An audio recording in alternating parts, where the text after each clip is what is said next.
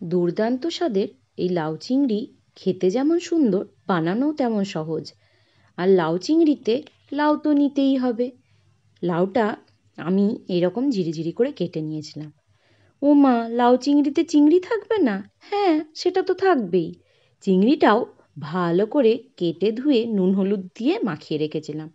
এরপর কড়াইয়ে তেল গরম করে চটপট চিংড়ি মাছগুলো ভেজে নিলাম। চিংড়ি মাছ ভাজা হয়ে গেলে তুলে রেখে সেই তেলেই গোটা গরম মশলা আর কটা কাঁচা লঙ্কা চিড়ে দিয়েছিলাম।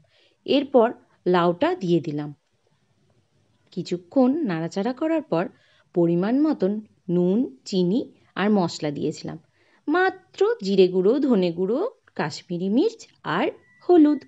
এরপর ভালো করে নাড়াচাড়া করে ঢাকা দিয়ে দিলাম।